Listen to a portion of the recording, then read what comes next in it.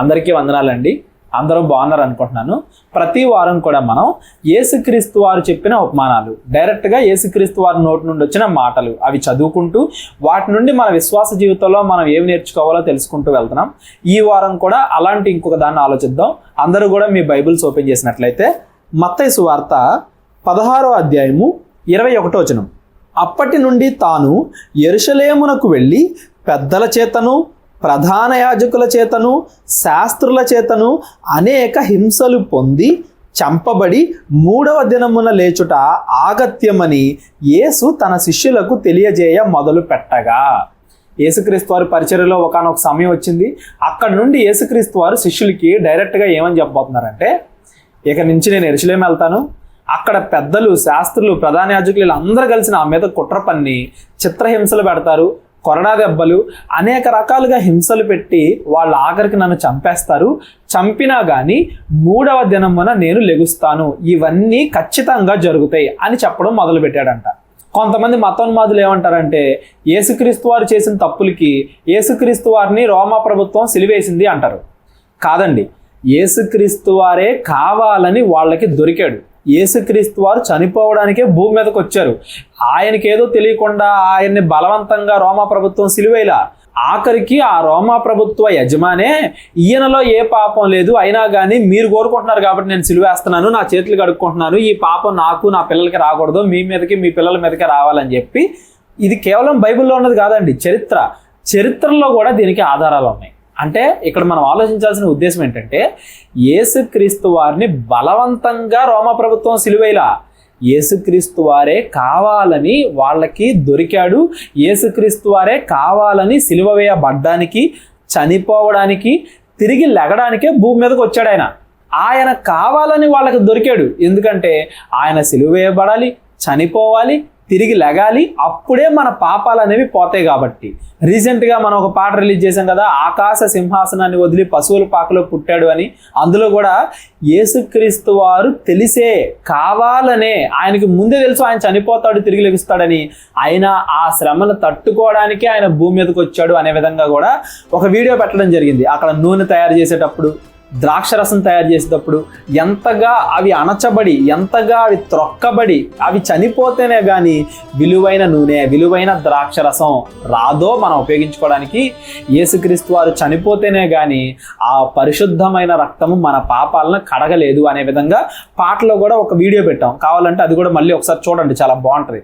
ఇదంతా నేను ఎందుకు చెప్తున్నాను అంటే, యేసుక్రీస్తు వారు తెలిసి శిక్ష అనుభవించడానికి, తెలిసి ఆ బాధలు హింస అనుభవించడానికి, తెలిసి ఆయన చనిపోవడానికి, తిరిగి లెగడానికి భూమి మీదకి వచ్చాడు. యేసుక్రీస్తు వారు భూమి మీదకి రావడానికి వెనకాల కారణమే అది. ఆయన మనకు వాక్యం చెప్పాలి, మన పాపాల కోసం మన బదులు ఆయన చనిపోవాలి, ఆయన తిరిగి లెగాలి. ఇది యేసుక్రీస్తు వారి పుట్టుక వెనకాల ఉన్న పరమార్థం. అయితే ఆయన తిరిగి లెగుస్తాడు అనేది శిష్యులకి అంతగా అర్థం కాలేదు. ఎందుకంటే అప్పుడు దాకా ఎవరు చచ్చిపోయిన వాళ్ళు తిరిగి లెగల.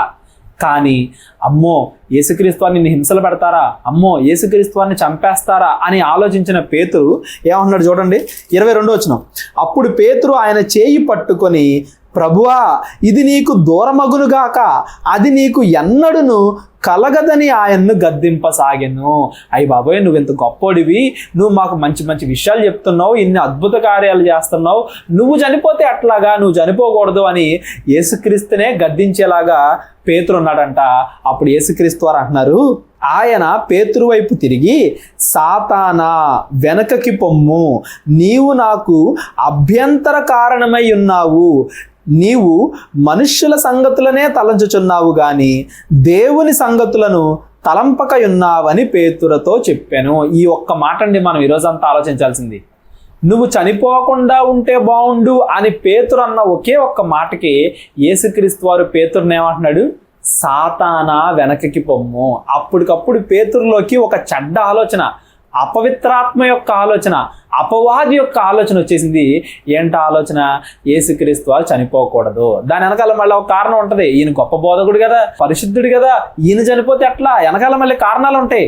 కానీ సాతాను యొక్క పని అని సాతానుతో పోలుస్తున్నారు యేసుక్రీస్తు వారు. వెనకకి పొమ్ము, నీవేం చేస్తున్నావంట, మనుష్యుల సంగతులనే ఆలోచించుచున్నావు కానీ దేవుని సంగతులను ఆలోచించట్లేదు. ఈ ఒక్క వచనం నుండి మనం ఆలోచించాలి. మనుషుల సంగతులు అంటే ఏంటి, దేవుని సంగతులు అంటే ఏంటి? మనుషుల సంగతులు అంటే భూమి మీద మనం బాగుండాలి, భూమి మీద మనం చాలా దర్జాగా ఉండాలి, భూమి మీద మనం ఆరోగ్యంగా ఉండాలి, భూమి మీద మనం బతికుండాలి. ఇవన్నీ కూడా మనుష్యుల సంగతులు. ఎందుకంటే పొద్దున్న లేచిన దగ్గర నుండి సాయంత్రం పడుకునేంత వరకు మనుషులందరూ ఆలోచించేది ఇదే కదా. ఏం ఆలోచిస్తారు? ఫుడ్ వస్తుందా లేదా కడుపుకి, నిద్ర వస్తుందా లేదా, ఆరోగ్యం వస్తుందా లేదా, డబ్బు వస్తుందా లేదా, జనాల్లో పలుకుబడి వస్తుందా లేదా. అంటే మనుష్యుల సంగతులు అంటే మనుషులు పొద్దున్న లేచిన దగ్గర నుండి సాయంత్రం పడుకునేంత వరకు ఆలోచించే సంగతులు. కానీ దేవుడి సంగతులు అవి కాదు. మనుషుల సంగతులకి దేవుడి సంగతులకి ఈరోజు మనం డిఫరెన్స్ ఆలోచిద్దాం. ఒకసారి చూడండి మీరు. ఇది క్రిస్మస్ సీజన్ కదా, డిసెంబర్ అంతా క్రిస్మస్ గురించి మాట్లాడుకుంటారు కదా. అసలు క్రిస్మస్ అంటే యేసుక్రీస్తు వారి పుట్టుక. యేసుక్రీస్తు వారి పుట్టుకలో ఉన్న పరమార్థం గురించి మనం ఆలోచిద్దాం. అప్పుడు మనుష్య సంగతులకి దేవుని సంగతులకి తేడా ఏంటో మనకి ఈజీగా అర్థమైపోద్ది. ఇప్పుడు యేసుక్రీస్తు వారు పరలోకంలో ఎలా ఉన్నాడు? దేవుడిగా ఉన్నాడు, దేవుడితో సమానుడిగా ఉన్నాడు. చూడండి ఆ మాట, ఫిలిప్పీలకు రాసిన పత్రిక 2వ అధ్యాయము 5వ వచనం. క్రీస్తు యేసునకు కలిగిన ఈ మనస్సును మీరును కలిగి ఉండుడి. యేసుక్రీస్తు వారికి ఒక మనసు ఉందంట, ఆ మనసు మనకు కూడా రావాలంట. మీరు కూడా యేసుక్రీస్తు వారికి కలిగిన మనసును కలిగి ఉండండి. ఏంటా మనసు? ఆయన దేవుని స్వరూపము కలిగిన వాడయ్యుండి దేవునితో సమానముగా ఉండుట విడిచిపెట్టకూడని భాగ్యము అని ఎంచుకొనలేదు గాని మనుష్యుల పోలికగా పుట్టి దాసుని స్వరూపమును ధరించుకొని తన్ను తానే రిక్తునిగా చేసుకొనెను. 3 విషయాలు చెప్పాడు. ఒకటి, మనుష్యుల పోలికగా పుట్టి. మనుషుల పోలికగా పుట్టడం అంటే ఆయన ఏంటి, పరలోకములో దేవుడి స్థానాన్ని వదిలేసుకుని మనిషిగా వచ్చాడు. అది గొప్ప విషయం. దేవుడి స్థానాన్ని వదులుకోవడం అనేది చిన్న విషయం చెప్పండి. ఇప్పుడు ఫర్ ఎగ్జాంపుల్కి పొద్దునుండి సాయంత్రం దాకా ఒకటి ఎండలోనే ఉంటున్నాడు. వాడికి ఎండ తీవ్రత ఎంత ఉంటుంది? అప్పుడు దాకా ఏసీలో ఉండి సడన్గా ఎండలోకి వచ్చాడు. ఎవరికి ఎండ ఎక్కువగా ఉంటుంది? ఎండ ఒకటే అయినప్పటికీ ఏసీలో ఉండి వచ్చిన వాడికి ఎండ తీవ్రత చాలా ఎక్కువ తెలిసింది. ఎందుకంటే అప్పుడు దాకా సుఖంగా బతికాడు కాబట్టి. అవునా కదా? మనిషిగా వచ్చి అపవాది చేత హింసింపబడ్డాడు. పరలోకంలో ఆయన కోపంగా చూస్తే చాలు అపవాది దూతలు అన్నీ పరిగెత్తేవి. కోపంగా చూస్తే చాలు, ఏం అనాల్సిన అవసరం లేదు. అలాంటి ఆయన్ని భూమి మీద అపవాది ఎన్ని శ్రమలు పెట్టిందో మనం చూసాం. అయినా కానీ వాటన్నిటికీ తట్టుకున్నాడు. దేవుడై ఉండి మనిషిగా చిన్న పిల్లాడిలాగా తల్లి తండ్రి జాగ్రత్తగా చూసుకుంటేనే కానీ పిల్లలు పెరగలేరు. నడిచేటప్పుడు సహాయం అవసరం, తినేటప్పుడు సహాయం అవసరం. పిల్లలకి అన్ని విషయాల్లో తల్లిదండ్రులు సహాయం కావాలి. అందరికీ సహాయం చేసే దేవుడు మనుష్యుల సహాయము పొందుకునేంత చిన్న పిల్లవాడిగా భూమి మీదకి వచ్చాడు. మనుష్యుల పోలికగా పుట్టి దాసుని స్వరూపము ధరించుకొని, ఇప్పుడు పుట్టాడు కదా మనిషిలాగా, ఆ పుట్టేదేదో ఆ హేరోది యొక్క కుమారుడిగా పుట్టొచ్చుగా, రోమరాజు యొక్క కుమారుడిగా పుట్టొచ్చు కదా, రాజు కుటుంబంలో ఆయన పుట్టొచ్చు కదా. పుడితే మనిషిగా పుట్టాడు. మనిషిగా పుట్టడమే తగ్గించబడ్డాం. అందులోనూ ఆయన భూమి మీద రాజుగా పుట్టల, దాసునిగా. అరే ఆ నజరేతు నుండి ఏం మంచిది వస్తుందిరా అని అంత చెడ్డగా చెప్పుకునే ఆ ఊరిలో ఉన్న దంపతులకి, అందులోనూ ఇంట్లో ఉండడానికి కూడా ఖాళీ లేని పశువుల పాకలో ఆయన ఉన్నాడు అంటే ఎంతగా తగ్గించుకున్నాడు చూడండి. ఆయన మనుషులుగా పుట్టడం మాత్రమే కాదు, మనుషుల్లో అతి అల్పమైన మనుషులుగా అక్కడ ఎవరైతే చూస్తున్నారో వాళ్ళల్లో పుట్టాడు. ఆయన దాసుని స్వరూపమును ధరించుకున్నాడు. పోనీ ధరించుకున్న తర్వాత గొప్పడైపోయాడా, మళ్ళా రాజు అయ్యాడా భూమి మీద? కష్టాలు, అందరూ కూడా తిట్టారు, కొట్టారు, దెయ్యం పట్టిన వాళ్ళు అన్నారు. యేసుప్రభు వారి మొహం మీద ఉమ్మేశారు. మీరు గుర్తుపెట్టుకోండి, ఆయన దేవుడి మొహం మీద ఉమ్మేశారు. దేవుణ్ణి చెంపదెబ్బలు కొట్టారు, దేవుణ్ణి కొరడ దెబ్బలు కొట్టారు, ఆఖరికి శిలువ మీద ఆయన్ని చంపేశారు. చూడండి, దేవుడై ఉండి మనుషుల కోసం ఎంత తగ్గించబడ్డాడు చూడండి. ఆయన ఎంతగా తగ్గి మన కోసం వచ్చాడు చూడండి. ఈస్టర్ రోజు, గుడ్ ఫ్రైడే రోజు గుర్తు తెచ్చుకోవాల్సింది కాదు, క్రిస్మస్ రోజునే మనం గుర్తెచ్చుకోవాలి. క్రిస్మస్ అంటే త్యాగం. దేవుడు మనిషిగా వచ్చాడు, ఆ మనుషుల్లో అత్యల్పమైన దాసుడిగా పుట్టాడు. ఆ దాసుడిగా పుట్టి కూడా మరలా రాజు అవ్వలేదు, ఇజ్రాయేల్కి రాజు అవ్వలేదు. ఆయన వాళ్ళ చేత చనిపోవడానికి కూడా సిద్ధమయ్యాడు. ఇప్పుడు చూడండి, క్రిస్మస్ అంటే ఈ త్యాగము అనే భావాన్ని మనం గుర్తెచ్చుకుంటున్నావా, లేకపోతే కేవలం మనుషుల సంగతులు ఆలోచిస్తున్నావా? దేవుడి సంగతులు మంచి కోసం, పరిశుద్ధత కోసం, నీతి కోసం, రాజ్యం కోసం మనం బాధపడినా పర్లేదు అనేది దేవుడి సంగతులు. నాకు ఏమి వద్దు, నేను నీతిని వదిలేస్తా, నేను రాజ్యాన్ని వదిలేస్తా, నేను న్యాయాన్ని వదిలేస్తా, నేను అబద్ధాలు ఆడతా, నేను భూమి మీద గొప్పగా ఉంటే చాలు, నేను భూమి మీద ప్రాణాలతో ఉంటే చాలు, భూమి మీద నన్ను అందరూ గొప్పగా చూస్తే చాలు. ఇవి మనుషుల సంగతులు. క్రిస్మస్ రోజున జనాలందరూ మనుష్యుల సంగతులు ఆలోచిస్తున్నారా? మేము కొద్దిగా శ్రమపడినా పర్లేదు, మేము పరిశుద్ధంగా ఉండాలి, వేరే వాళ్ళని దేవుడి దగ్గరికి తీసుకురావాలి, ఇలాంటి విషయాలు ఆలోచిస్తున్నారా చెప్పండి? సంతోషం, క్రిస్మస్ అంటే దేవుడు మన కోసం వచ్చాడనే సంతోషం. కానీ దానికి పరిపూర్ణత ఎప్పుడు వచ్చిందంటే, క్రీస్తు యేసునకు కలిగిన ఈ మనస్సును మీరు కూడా ధరించుడి, మీరు కూడా కలిగి ఉండుడి. క్రైస్తవులు అంటే యేసుక్రీస్తుని ధరించుకున్న వాళ్ళు. మనం యేసుక్రీస్తుని ధరించుకున్నప్పుడే, అంటే ఆయనకున్న మనసు మనకు కూడా ఉన్నప్పుడే మనం క్రైస్తవులం అవుతాం.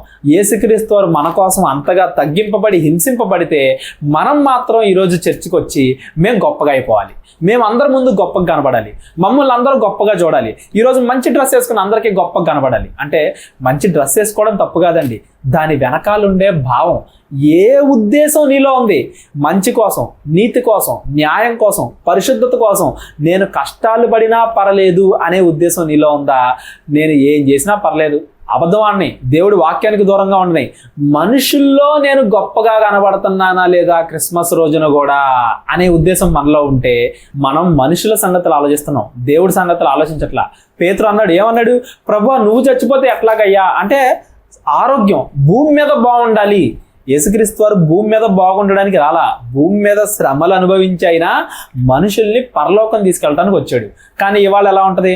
ఈ సంఘం వాళ్ళు 10,000 ఖర్చు పెట్టారండి క్రిస్మస్ సెలబ్రేషన్కి, ఇంకో సంఘం 20,000 ఖర్చు చేయాలి, ఎందుకంటే ఆ సంఘం 10,000 ఖర్చు చేసింది కదా, మేము కూడా 10,000 ఖర్చు చేస్తే అదంత గొప్పగా ఉండదు. వాళ్ళు ఇంత స్టార్ పెట్టారండి, మనం దానికన్నా పెద్దది పెడదాం. వాళ్ళు ఇంత క్రిస్మస్ ట్రీ పెట్టారండి, మనం దానికంటే పెద్దది పెడదాం. వాళ్ళు భోజనాల్లో చికెన్ పెట్టారండి, మనం మటన్ కూడా పెడదాం. అంటే ఎదుటి వాళ్ళతో పోటీ పడి చేసుకునేది క్రిస్మస్ కాదు. ఎదుటి వాళ్ళ కోసం మనం తగ్గినా పర్లేదు, మనం బాధపడినా పర్లేదు అనుకునేది క్రిస్మస్. అందరికీ వాక్యం చెప్పడానికి ఆయన దేవుడి స్థానాన్ని వదిలేసి దీనుడిగా, దాసుడిగా భూమి మీదకి వచ్చాడు. మరి పక్కనోడికి వాక్యం చెప్పడానికి మనం ఒక కాలన్నా కదుపుతున్నావా చెప్పండి? పక్కనోడికి వాక్యం తర్వాత సంగతి, మనమన్నా వాక్యం నేర్చుకుంటున్నావా? రోజు బైబిల్ చదువుకుంటున్నావా చెప్పండి? అరే ఈరోజు కొంచెం ఓటీ చేస్తే కొంచెం డబ్బులు ఎక్కువ వస్తాయి, ఈరోజు ఉన్న జాబ్ కన్నా ఒక 2 గంటలు ఎక్స్ట్రా పని చేస్తే డబ్బులు వస్తాయి, ఇట్లా మనం ఆలోచిస్తున్నామే. కానీ ఈరోజు ఖాళీ దొరికింది కదా కొంచెం ఎక్కువ వాక్యాన్ని చదువుకుందాం, ఈరోజు ఖాళీ దొరికింది కదా అని టీవీలు సినిమాలు చూసేవాళ్ళు ఉన్నారు, ఈరోజు ఖాళీ దొరికింది కదా ఒక వాక్యం విందాం, ఈరోజు ఖాళీ దొరికింది కదా ఒక యేసుక్రీస్తు వారి గురించిన కొత్త విషయం తెలుసుకుందాం, ఈరోజు బైబిల్ చదువుకుందాం. ఇలాంటి ఆలోచనలు మనలో ఉంటే మనం దేవుడి ఆలోచనతో ఉన్నట్టు. అరే ఈరోజు కొంచెం బాధపడినా పర్లేదు చర్చికి వెళ్దాం, ఈరోజు కొంచెం బాధపడినా పర్లేదు మనం వేరే వాడికి వాక్యం చెప్దాం, పోతే పోయినాయి 10 రూపాయలు వేరే వాడికి సువార్త ప్రకటనలో అవి ఖర్చు పెడదాం. ఇట్లా ఆలోచనలు మనలో ఉంటే మనం నిజంగా యేసుక్రీస్తు వారిని ధరించుకున్న వాళ్ళం అవుతాం, నిజంగా క్రైస్తవులు అవుతాం, నిజంగా అది క్రిస్మస్ అవుద్ది. క్రిస్మస్ రోజును కూడా అప్పు చేసినా కానీ నేను కొత్త బట్టలు కొనుక్కోవాలి, ఎందుకంటే అందరి ముందు నేను గొప్పగా కనబడాలి. అప్పు చేసినా కానీ నేను మా ఇంటి ముందు పెద్ద స్టార్ పెట్టాలి, అప్పు చేసినా కానీ నేను మా ఇంట్లో లైటింగ్ పెట్టాలి. పైన స్టార్ ఉంటుంది ఇంటి పైన, కానీ హృదయంలో దేవుడు ఉండడు. క్రిస్మస్ రోజున యేసుక్రీస్తు వారు పుట్టినప్పుడు ఆకాశంలో తార పుట్టింది. ఆ తార ఏం చేసింది? అందరికీ కూడా దారి చూపించింది, ఇదిగో యేసుప్రభు ఇక్కడ ఉన్నాడు అని. మనం ఎంతమందికి యేసుక్రీస్తు వారిని పరిచయం చేస్తుందని చెప్పండి? ఇంటికి వచ్చిన వాళ్ళకి కూడా యేసుక్రీస్తు వారి గురించి చెప్పాం, ఇంటికి అతిథులు వస్తే వాళ్ళకి కూడా యేసుక్రీస్తు వారి గొప్పతనం గురించి చెప్పాం, కానీ ఇంటి పైన స్టార్ ఉంటుంది. అది క్రిస్మస్. ఇంటి చుట్టూ లైటింగ్ పెట్టించుకుంటారు, కానీ హృదయంలో వెలుగు ఉండదు, హృదయంలో యేసుక్రీస్తు అనే వెలుగు ఉండదు, వేరే వాళ్ళకి వాక్యం చెప్పాలి అనేది ఉండదు. అందరికన్నా మనం గొప్పగా కనబడాలి. ఈ చుట్టుపక్కల ఉన్న ఇళ్ళందరిలో కల్లా మన ఇల్లు గొప్పగా కనబడాలి, మనం క్రిస్మస్ బాగా చేసుకోవాలి. ఈ ఆలోచన మనలో ఉంటే మనం మనుష్యుల సంగతులు ఆలోచిస్తున్నాం. యేసుక్రీస్తు వారి సంగతులు, దేవుడి సంగతులు ఎలా ఉంటాయంటే, మనం బాధపడినా పర్లేదు, మనం చచ్చిపోయినా పర్లేదు, మనం హింస అనుభవించినా పర్లేదు, పక్కనోడికి వాక్యం చెప్దాం, పక్కనోడిని దేవుడి దగ్గర తీసుకొద్దాం, మనం పరిశుద్ధంగా ఉందాం, వేరే వాడిని పరిశుద్ధంగా ఉంచుదాం. ఇవి దేవుడి యొక్క ఉద్దేశాలు. మనుషుల యొక్క ఉద్దేశాలు ఎప్పుడు కూడా భూమి మీద ఆరోగ్యము, డబ్బు, పలుకుబడి, సంపద ఇవే ఉంటాయి. ఇవి మనుషుల ఉద్దేశాలు. ఇంకా ఏమంటున్నాడు చూడండి యేసుక్రీస్తు వారు పేతురుతో, ఇదిగో నువ్వు మనుషుల సంగతినే తలంచున్నావు, దేవుడి సంగతులను తలంచట్లేదు. అప్పుడు యేసు తన శిష్యులను చూచి, ఎవడైనను నన్ను వెంబడింపగోరిన ఎడల తన్ను తాను ఉపేక్షించుకొని తన సిలువెత్తుకొని నన్ను వెంబడింపవలెను. తన ప్రాణమును రక్షించుకొనగోరు వారు దాన్ని పోగొట్టుకొనును. నా నిమిత్తము తన ప్రాణమును పోగొట్టుకొన్నవాడు దాన్ని దక్కించుకొనెను. యేసుక్రీస్తు వారిని వెంబడించాలంటే శ్రమలకి సిద్ధమై ఉండాలంట, ప్రాణం పోగొట్టుకోవడానికి కూడా సిద్ధమై ఉండాలంట. నన్ను వెంబడింపగోరిన ఎడల అని సైడ్ హెడ్డింగ్ పెట్టి మరీ చెప్పాడు చూడండి యేసుక్రీస్తు వారు. మరి ఇవాళ మనం యేసుక్రీస్తుని వెంబడించాలనుకుంటున్నావా, వెంబడించాలనుకోవట్లేదా? మరి యేసుక్రీస్తుని వెంబడించాలనుకునే నీవు నీ సుఖాలని, నీ యొక్క ధనాన్ని, నీకుండేదాన్ని పోగొట్టుకున్నా పర్లేదు, వేరే వాడికి సువార్త ప్రకటించాలి. నీకుండేదాన్ని కోల్పోయినా పర్లేదు, పరిశుద్ధతను కోల్పోకూడదు. వాక్యములో, విశ్వాసంలో అభివృద్ధి చెందాలి. ఇలాంటి ఆలోచనలు నేటి క్రైస్తవుల్లో ఉంటున్నాయా? ఉన్నారు. 100లో 10% మంది మాత్రమే నిజమైన క్రైస్తవులు ఉన్నారు.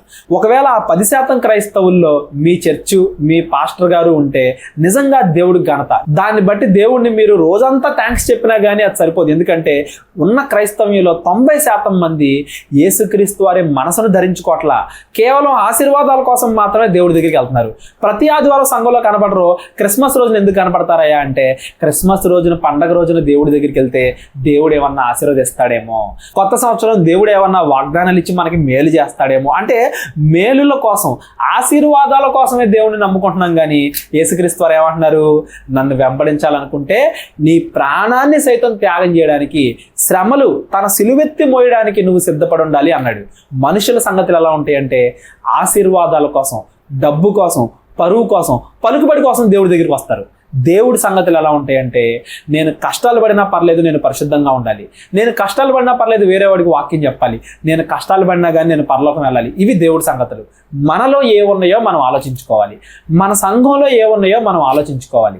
మనుషుల సంగతులు మనం ఆలోచిస్తున్నామా, దేవుడి సంగతులు మనం ఆలోచిస్తున్నామా? కొన్ని చర్చిల్లో పాటలు పెడతారు, క్యాలెండర్లు అమ్ముతున్నాం, పలహారాలు అమ్ముతున్నాం, ఎవరు ఎక్కువగా డబ్బులు పాడితే వాళ్ళు దీన్ని కొనుక్కోవచ్చు అని.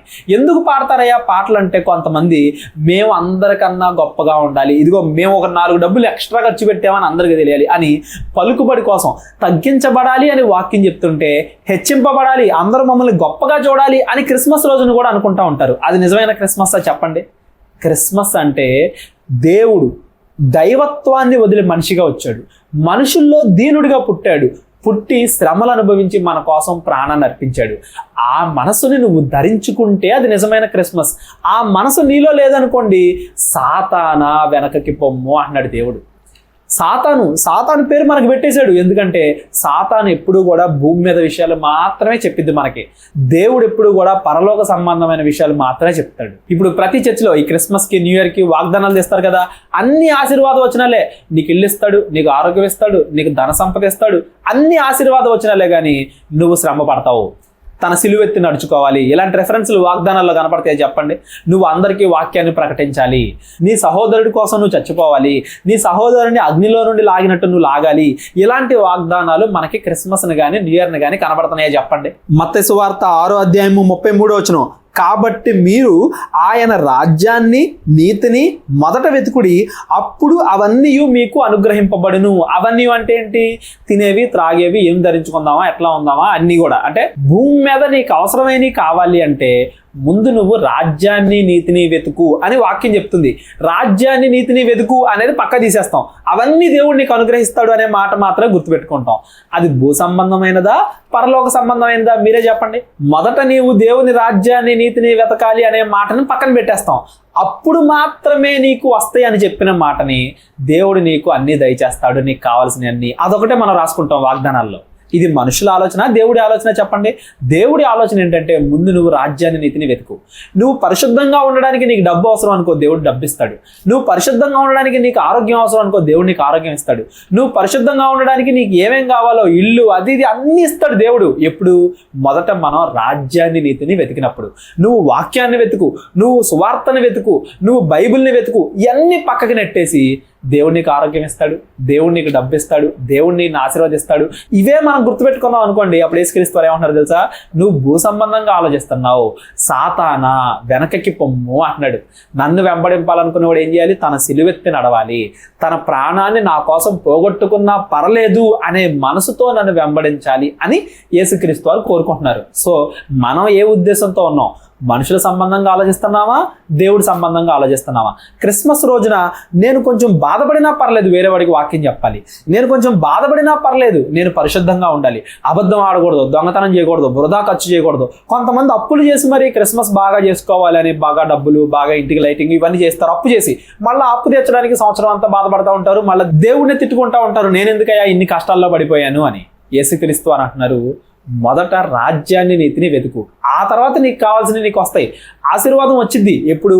మొదట నీవు రాజ్యాన్ని, నీతిని వెతికినప్పుడు. ఆ మాట తీసి పక్కన పడేసి ఆశీర్వాదం వచ్చింది ఈ ఒక్క మాటే మనం గుర్తుపెట్టుకుంటే మనం సాతాను సంబంధం, సాతానా వెనక పొమ్ము అని యేసుక్రీస్తు వారు చెప్పింది మన గురించే అవుద్ది. మనం మనుషుల సంగతిగా ఆలోచించిన వాళ్ళం అవుతాం, దేవుడి సంగతులుగా మనం ఆలోచించాలి. బైబిల్లో క్రిస్మస్ అంటే గొప్పగా కనబడట్లా, బైబిల్లో క్రిస్మస్ అంటే గొప్పవాడైన దేవుడు తగ్గింపబడ్డాడు. ఎందుకంటే మన కోసం. దేవుడైన దేవుడు మనిషిగా వచ్చాడు మన కోసం. దేవుడు మనుషుల్లో బానిసగా, అందరికన్నా పేదరికంలో, అందరికన్నా ఎక్కువ కష్టాలు పడే వ్యక్తిగా, మన కోసం చనిపోయే వ్యక్తిగా దేవుడు మారాడు. ఇది క్రిస్మస్ యొక్క గొప్పతనం. ఈ భావాన్ని, యేసుక్రీస్తు వారికి కలిగిన ఈ మనసును మనం ధరించుకోకుండా క్రిస్మస్ అంటే గొప్పగా కనబడాలి, గొప్పగా ఉండాలి, బాగా సెలబ్రేట్ చేసుకోవాలి, చికెన్ వండుకోవాలి, మటన్ వండుకోవాలి, ఈ ఆలోచనలు మాత్రమే మన మనసులో ఉంటే మనం సాతాను సంబంధం, మనం మనుష్య సంబంధులం, దేవుడి సంబంధులం కాదు. అనుకుంటారు అందరూ వాళ్ళైనా వీళ్ళైనా ఒకటే యేసుప్రభుని కదా నమ్ముకునేది అని. కాదండి, యేసుక్రీస్తు వేరు, అబద్ధ యేసుక్రీస్తు వేరు. అబద్ధ యేసుక్రీస్తు ఏం చేస్తాడంటే ఆశీర్వాదాల కోసమే దేవుడిని నమ్ముకునేలా చేస్తాడు. నిజమైన యేసుక్రీస్తు ఏం చేస్తాడంటే ముందు నీ పరిశుద్ధతను కాపాడుకో, ముందు నీ సహోదరుడికి వాక్యం ప్రకటించు, నీ పరిశుద్ధతను నువ్వు కాపాడుకోవడంలో, సువార్తని ప్రకటించడంలో నీకు ఏది అవసరమైతే అది నేను ఇస్తాను అనేది నిజమైన యేసుక్రీస్తు వారు చెప్పే మాట. అబద్ధ యేసుక్రీస్తు ఏం చేస్తాడంటే నువ్వు ఆదివారం వస్తే చాలు, కాసేపు 2 గంటలు చర్చిలో కూర్చుంటే చాలు, క్రిస్మస్ రోజున చర్చికి వస్తే చాలు, న్యూ ఇయర్ రోజున చర్చికి వస్తే చాలు, కాస్త డబ్బులు దేవుడికి కానుకగా ఇస్తే చాలు, దశమ భాగం ఇస్తే చాలు, నువ్వు పరలోకం వెళ్ళిపోతావు, నువ్వు ఆశీర్వదింపబడిపోతావు, నువ్వు రాజ్యాన్ని, నీతిని వెతకక్కర్లేదు. ఇది అబద్ధ యేసుక్రీస్తు చెప్పే మాట. నిజమైన యేసుక్రీస్తు చెప్పే మాట, మొదట నీవు రాజ్యాన్ని, నీతిని వెతుకు, నన్ను వెంబడించాలనుకుంటే నీ సిలువను ఎత్తి మోసుకోవడానికి నువ్వు సిద్ధపడు, అప్పుడు మాత్రమే నువ్వు నన్ను వెంబడించడానికి అర్హుడువు అని నిజమైన యేసుక్రీస్తు వారు అంటారు. క్రిస్మస్ రోజున మొత్తం మనం మరియమ్మ తల్లి గురించి మాట్లాడుకుంటాం కదా. ఆ మరియమ్మ స్త్రీలందరిలో గొప్పగా ఆశీర్వదించబడింది, అందరికన్నా ఎక్కువగా ఆశీర్వదించబడిన స్త్రీ మరియమ్మ తల్లి. మరి ఆ మరియమ్మ తల్లి ఎన్ని కష్టాలు అనుభవించింది చెప్పండి. ఒక ప్రవక్త అంటాడు, నీ హృదయంలోకి ఖడ్గము దూసుకొని పోయిద్ది అంటాడు. ఆవిడ బ్రతికున్నన్ని రోజులు కూడా ఎన్నో శ్రమలు అనుభవించింది, ఎన్నో కష్టాలు అనుభవించింది, అయినప్పటికీ పరిశుద్ధతలో దేవుళ్ళ నిలబడింది. అందుకని అందరికన్నా ఎక్కువగా ఆశీర్వదింపబడింది. అబ్రహాము, ఇస్సాకు, మీరు బైబిల్లో ఎవరినైనా తీసుకోండి, అపోస్తలునైనా తీసుకోండి, భూమి మీద వాళ్ళు శ్రమలకి ఓడ్చి, కష్టాలకి తట్టుకొని, పరిశుద్ధతనే కాపాడుకొని నిలబడ్డారు. డబ్బుల కోసం వాళ్ళ పరిశుద్ధతను త్యాగం చేయాల, ప్రాణం కోసం వాళ్ళ పరిశుద్ధతను త్యాగం చేయాల, వాళ్ళు దేవునిలో, పరిశుద్ధతలో, వాక్యంలో నిలబడ్డారు కాబట్టి వాళ్ళు ఆశీర్వదింపబడ్డారు, వాళ్ళు గొప్పోళ్ళు అయ్యారు. ఇవాళ వాళ్ళ గురించి కూడా మనం మాట్లాడుకుంటున్నాం. యేసుక్రీస్తు వారు రెండోసారి వస్తే వెళ్ళి వాళ్ళందరినీ కూడా కలుద్దాం, పరలోకంలో మన పితరులు బైబిల్లో చెప్పబడిన వీరులతో మనం కూడా కలిసి ఉందాం అని ఆశ కలిగి ఉన్నాం. మనకు ఆ ఆశ ఎప్పుడు నెరవేరుద్దంటే భూమి మీద మనం కూడా పరిశుద్ధత కోసం శ్రమలు అనుభవించినప్పుడు, వేరే వాడికి వాక్యం చెప్పడం కోసం కష్టాలు అనుభవించినప్పుడు, దేవుడు చెప్పినట్లుగా మన సిలువెత్తి వాక్య ప్రకారంగా మళ్ళీ లోకంలో ఏవో తప్పులు చేసి లోకపరమైన ఇబ్బందులు పడడం కాదు, దేవుడి రాజ్యం కోసం, పరలోక రాజ్యం కోసం, నీతి కోసం, వీటి కోసం మనం ఎప్పుడైతే పనిచేస్తామో, వీటి కోసం మనం ఎప్పుడైతే ఇబ్బందులు పడతామో అది గొప్ప ఆశీర్వాదం దేవుడి దృష్టిలో. అట్లా ఉండేవాళ్ళని యేసుక్రీస్తు వారు ఎన్ని మాటలు చెప్తాడండి. నేను తాగుతున్న గిన్నెలోది మీరు తాగలరా, నా మనసును మీరు కూడా ధరించుకోండి, మీ సహోదరుడి కోసం నేను ఎట్టయితే మీకోసం ప్రాణం పెట్టానో మీరు మీ సహోదరుల కోసం ప్రాణం పెట్టబద్దులై ఉన్నారు. ఎన్ని విషయాలు చెప్పాడో. మనం చర్చికి వెళ్తాం, దేవుడిని మనల్ని ఆశీర్వదించమని అడుగుతాం, మన పక్కన ఉన్న సహోదరుడితో గొడవలు ఉంటాయి, మన ఇంటి పక్కన వాడితో గొడవ ఉంటాయి, ఒకే ఇంట్లో ఉంటారు, ఒకరితో ఒకరికి గొడవలు ఉంటాయి, ఒకటే సంఘంలో ఉంటారు, ఆ కుటుంబానికి ఈ కుటుంబానికి పడదు, కానీ దేవుడి దగ్గరికి వచ్చి ప్రభా మమ్మల్ని ఆశీర్వదించు అంటాం. ముందు మీరు రాజ్యాన్ని, నీతిని వెతకకుండా దేవుడు మిమ్మల్ని ఎలా ఆశీర్వదిస్తాడు? ముందు మీరు వాక్యంలో, పరిశుద్ధతలో ఎదగాలి అని మీరు కోరుకోకుండా భూమి మీద దేవుడు మమ్మల్ని ఆశీర్వదించాలి, భూమి మీద మాకు ఎక్కువ డబ్బు ఇవ్వాలి, భూమి మీద మాకు మాకు ఘనత రావాలి, అందరూ మమ్మల్ని చూసి గొప్పగా చెప్పుకోవాలి. ఇవి మనుష్య సంబంధమైన ఆలోచనలు. ఎవరైతే తగ్గింపబడాలి అనుకుంటారో వాళ్ళు హెచ్చింపబడతారు, ఎవరైతే హెచ్చింపబడాలి అనుకుంటారో వాళ్ళు తగ్గించబడతారు. మనకి వాక్యం సెలవిస్తుంది కదా, అందరికన్నా తగ్గింపబడిన వాడు యేసుక్రీస్తు వారు. దేవుడి స్థానాన్ని వదిలేసుకున్నాడు, మనుషుల్లో రాజుగా పుట్ల దాసునిగా పుట్టాడు, మనందరి కోసం ప్రాణాన్ని అర్పించాడు, శిష్యుల పాదాలు కడిగాడు. ఆయన అందరికన్నా తగ్గింపబడ్డాడు కాబట్టి అందరికన్నా హెచ్చింపబడిన వాడు యేసుక్రీస్తు అయ్యాడు. అందరికన్నా హెచ్చింపబడ్డవాడు గొప్పవాడు దేవుడు అయ్యాడు. అందరికన్నా హెచ్చింపబడాలి అని కోరుకున్నవాడు సాతాను. నేను అందరికన్నా గొప్పగా ఉండాలి, పరలోకంలో దేవుడి స్థానం నాకు కావాలి, అందరు నన్ను పూజించాలి అని కోరుకున్నాడు. అందరికంటే పతన స్థాయికి, అందరి చేత తిట్టించుకునే స్థాయికి, నరకంలో అట్టడుగు స్థాయికి వెళ్ళిపోయింది సాతాను. మనం అందరికన్నా గొప్పవాళ్ళుగా ఉండాలి, డబ్బులు, పలుకుబడి, పరువు, వీటిల్లో మనం గొప్పగా ఉండాలని మనం ఆశపడితే మనం అపవాదిలాగా నరకానికి వెళ్ళిపోతాం. మనం తగ్గింపబడినా పర్లేదు, పరిశుద్ధత కోసం, వేరే వాడికి సువార్త ప్రకటించడం కోసం మనం కష్టాలు పడినా పర్లేదు, మనం పరిశుద్ధంగా ఉండడం కోసం కష్టాలు పడినా పర్లేదు. అబద్ధాలు ఆడకూడదు, మోసం చేయకూడదు, దొంగతనం చేయకూడదు, వ్యభిచారం చేయకూడదు, నరహత్య చేయకూడదు. ఇలాంటి ముఖ్యమైన ఆజ్ఞలు మనం పాటిస్తూ యేసుక్రీస్తు వారికి కలిగిన మనసుని మనం కూడా ఎప్పుడైతే ధరించుకుంటామో అప్పుడు మనం నిజమైన క్రైస్తవులు అవుతాం, అప్పుడు మనం నిజమైన విశ్వాసులు అవుతాం. అప్పుడు మీరు రాజ్యాన్ని, నీతిని వెతికారు కాబట్టి అప్పుడు దేవుడు మిమ్మల్ని హెచ్చిస్తాడు, గొప్పగా చేస్తాడు, పరలోకం మనకిస్తాడు, మనకు కావాల్సినవన్నీ భూమి మీద కూడా మనకిస్తాడు. ఎప్పుడంటే ముందు మనం దేవుని రాజ్యాన్ని, నీతిని వెతికినప్పుడు. అదే అంటున్నాడు చూడండి యేసుక్రీస్తు వారి కింద, ఒక మనుష్యుడు లోకమంతయు సంపాదించుకొని తన ప్రాణము పోగొట్టుకుంటే అతనికి ఏమి ప్రయోజనము? లోకంలో నీకు డబ్బు వచ్చింది, ఘనత వచ్చింది, ఆరోగ్యం, మంచి కండలు తిరిగిన శరీరం వచ్చింది, అందరూ నిన్ను గొప్పగా చూస్తున్నారు, పరువు వచ్చింది, పలుకుబడి వచ్చింది, కానీ నీ ప్రాణం కోల్పోయి నువ్వు నరకానికి వెళ్ళిపోతే నీకు ఏం ప్రయోజనము? లోకమంతయు సంపాదించుకొని తన ప్రాణం పోగొట్టుకుంటే అతనికి ఏమి ప్రయోజనము? మనుష్యుడు తన ప్రాణమునకు ప్రతిగా నేమి ఇయ్యగలడు? నీ ప్రాణం కన్నా గొప్పదేంటి? మరి ఆ ప్రాణం కోల్పోయిన తర్వాత, అంటే నువ్వు చనిపోయిన తర్వాత పరలోకం వెళ్ళాలంటే భూమి మీద నీకు కావాల్సింది పరిశుద్ధత, డబ్బు కాదు. భూమి మీద నీకు కావాల్సింది నీతి, నిజాయితీ, దేవుని వాక్యము, అంతేగాని పలుకుబడి, పరువు ఇవి కాదు. ఏమంటున్నాడు? మనుష్య కుమారుడు తన తండ్రి మహిమ గలవాడే దూతలతో కూడా రాబోచున్నాడు. అప్పుడు ఆయన ఎవరి క్రియల చొప్పున వానికి ప్రతిఫలము ఇచ్చును. మనం చేసే క్రియలకి దేవుడు ప్రతిఫలం ఇవ్వడానికి వస్తున్నాడంట. యేసుక్రీస్తు వారు పుట్టాడు భూమి మీద 2000 సంవత్సరాల క్రితం, పుట్టాడు, చనిపోయాడు, తిరిగి లేచి వెళ్ళిపోయాడు కూడా. ఆయన మళ్ళా రెండోసారి వస్తున్నాడు. ఆ రెండోసారి వచ్చేటప్పుడు ఎలా వస్తాడంట? మనందరి క్రియలకి తీర్పు తెచ్చడానికి వస్తున్నాడు. అప్పుడు నేను క్రిస్మస్ సెలబ్రేట్ చేశాను ప్రభువా, బాగా ఇంటి మీద పెద్ద స్టార్ పెట్టాను ప్రభువా, ఇంటి చుట్టూ లైటింగ్ పెట్టాను ప్రభువా అంటే కుదరదు. నువ్వు పరిశుద్ధంగా ఉన్నావా అని ఆయన అడుగుతాడు. నువ్వు వాక్యంలో, విశ్వాసంలో ఎదుగుతున్నావా అని ఆయన అడుగుతాడు. నువ్వు వాక్యాన్ని పాటించడానికి ప్రయత్నిస్తున్నావా? వాక్యములో ఉన్న ఆజ్ఞల ప్రకారంగా నడుచుకోవడానికి ప్రయత్నిస్తున్నావా అని ఆయన అడుగుతాడు. నీ సహోదరుని అగ్నిలో నుండి లాగడానికి, నీ సహోదరుడికి సువార్త ప్రకటించడానికి నువ్వు ప్రయత్నిస్తున్నావా అని ఆయన అడుగుతాడు. ఆటికి నీ దగ్గర సమాధానం ఉంటే అప్పుడు మనం పరలోకానికి వెళ్తాం, లేదంటే తీర్పు తీర్చబడి నరకానికి వెళ్తాం. కేవలం ఆశీర్వాదాల కోసం, భూమి మీద ఎదుగుదల కోసం, భూమి మీద పలుకుబడి కోసమే మనం చర్చికి వెళ్తే దేవుడు మన క్రియలకి ఖచ్చితంగా ప్రతిఫలం ఇస్తాడు. ఆ ప్రతిఫలం నరకం. గుర్తుపెట్టుకోండి, గొడ్డలి చెట్టును నరకడానికి సిద్ధంగా ఉంది అంటే యేసుక్రీస్తు వారు రాకడ దగ్గరైంది. భూమి మీద ఇప్పుడు ఎన్ని గొడవలు, ఎన్ని యుద్ధాలు, ఎన్ని మారణ హోమాలు, ఇవన్నీ కూడా రాకడకి సూచనలు. ఎక్కడ చూసినా భూకంపాలు, ఎక్కడ చూసినా రక్తపాతం, దేవుడి వాక్యం మనుషుల్లో లేదు, ఇవన్నీ కూడా రాకడకే సూచనలు. మరి ఆయన వచ్చినప్పుడు నువ్వు సిద్ధపాటు కలిగి ఉన్నావా? ఒకళ్ళు పరలోకానికి వెళ్తారు, ఒకళ్ళు నరకానికి వెళ్తారు అన్నాడు. మరి నీ ఇంట్లో ఉన్న వాళ్ళు ఒకళ్ళన్నా పరలోకానికి వెళ్తున్నారా? అందరూ నరకానికి వెళ్తున్నారా? ఒకటే సంఘంలో ఉన్నాం, ఎంతమంది పరలోకానికి వెళ్తారు, ఎంతమంది నరకానికి వెళ్తారు? మనం లేపబడే వారిగా ఉన్నామా, పడద్రోయబడే వారిగా ఉన్నామా? దేవుడు తీర్పు తీర్చడానికి వస్తున్నాడు, మనం సిద్ధపాటు కలిగి ఉన్నామా? రేపొద్దున భూమి మీద నాకేదో అయింది, రేపొద్దున నా కూతురికి పెళ్ళి అవ్వాలి, రేపొద్దున నాకు ఇల్లు కావాలి, రేపొద్దున నా కొడుక్కి ఫారెన్లో ఉద్యోగం కావాలి, వీటన్నింటి కోసం మనం సిద్ధపడుతున్నాం. రేపొద్దున యేసుక్రీస్తు రాకడ కోసం నువ్వు సిద్ధపడుతున్నావా? మనం చేసిన పనులకి, మనం మాట్లాడిన మాటలకి, చెప్పాడు కదా, మనుష్యుడు మాట్లాడే ప్రతి మాటకి లెక్క చెప్పాలి అన్నాడు, మనుష్యుడు వేసే ప్రతి అడుగుకి లెక్క చెప్పాలి అన్నాడు. మరి మనం సిద్ధపడుతున్నామా? మనల్ని దేవుడు తీర్పు తీరుస్తాడు అని మనం సిద్ధపడుతున్నామా? పేతురు గారు ఆ సమయానికి సాతాను లెక్కలో ఎలా అయితే ఆలోచించాడో మనం కూడా సాతాను సంబంధంలాగా ఆలోచిస్తున్నామా? మనుషుల సంగతులు మాత్రమే మనం ఆలోచిస్తే, భూ సంబంధమైన సంగతులు మాత్రమే మాత్రమే మనం ఆలోచిస్తే సాతానా వెనక్కి పొమ్ము అని దేవుడు అంటున్నాడు. దేవుడి సంబంధంగా మనం ఆలోచిస్తే పేతురు తర్వాత ఏం చేశాడు తెలుసా? నిన్ను ప్రాణాలతో వదిలేస్తాం, యేసుక్రీస్తు వారిని ప్రకటించడం మానే అన్నాడు. కానీ పేతురు ఏమన్నాడు? నేను ప్రకటిస్తా, మీరు చంపితే చంపుకోండి అన్నాడు. పేతురు గారికి అంత ధైర్యం ఎక్కడి నుంచి వచ్చేసింది? ముందు లేదు కదా, ఇక్కడ లేదు కదా. అయ్యో నువ్వు అద్భుతాలు చేసేవాడివి, నువ్వు పరిశుద్ధుడివి, నువ్వు చచ్చిపోతే ఎలాగా అని పేతురు ఇక్కడ అన్నాడు కదా. మరి యేసుక్రీస్తు వారు చనిపోయి తిరిగి లేచిన తర్వాత ఏం జరిగిందంటే పేతురు గారికి నమ్మకం వచ్చింది. యేసుక్రీస్తు వారు చనిపోయి తిరిగి లేచాడు అంటే నేను కూడా చనిపోతే నన్ను ఆయన లేపుతాడనమాట. యేసుక్రీస్తు వారు మహిమ రూపంగా వచ్చాడు అంటే నాకు కూడా నేను చనిపోయిన తర్వాత మహిమ రూపం ఇస్తాడనమాట.